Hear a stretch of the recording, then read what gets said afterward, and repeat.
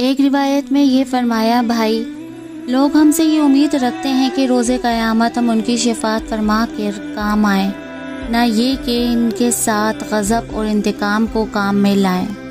پھر جانے والے امام رضی اللہ تعالیٰ عنہ نے آنے والے امام رضی اللہ تعالیٰ عنہ کو یوں وصیت فرمائی، حسین دیکھو سفیان کوفہ سے ڈرتے رہنا، مبادہ تمہیں باتوں میں لے کر بلائے اور وقت پر چھوڑ دیں، پھر پچھتاؤ گے اور بچاؤ کا وقت گزر جائے گا۔ بے شک امام عالی مقام رضی اللہ تعالیٰ عنہ کی یہ وصیت موتیوں میں تولنے کے قابل اور دل پر لکھ لینے کے لائق تھی، مگر اس ہونے والے واقعے کو کون روک سکتا جسے قدرت نے مدتوں پہلے سے مشہور کر رکھا تھا۔ حضور سرور عالم صلی اللہ علیہ وآلہ وسلم کی باسط شریفہ سے 300 برس پیشتر یہ شعر ایک پتھر پر لکھا ملا۔ کیا حسین کے قاتل یہ بھی امید رکھتے ہیں کہ روز قیامت ان کے نانا صلی اللہ علیہ وآلہ وسلم کی شفاعت پائیں؟ یہی شعر ارض روم کے ایک گرجا میں لکھا پایا گیا اور لکھنے والا معلوم نہ ہوا۔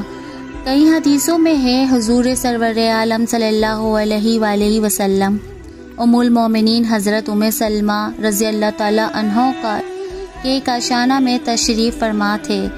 ایک فرشتے کے پہلے کبھی حاضر نہ ہوا تھا۔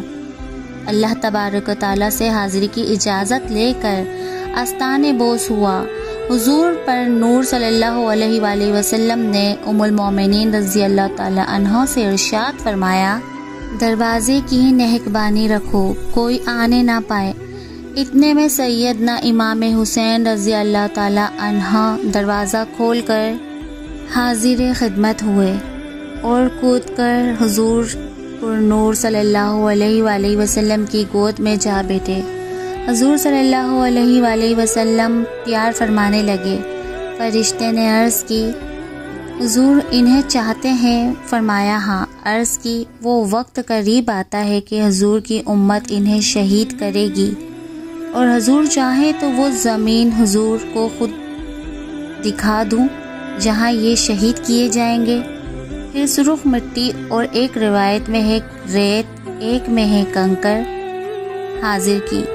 حضور علیہ الصلاۃ والسلام نے سونگھ کر فرمایا، بے چینی اور بلا کی بو آتی ہے۔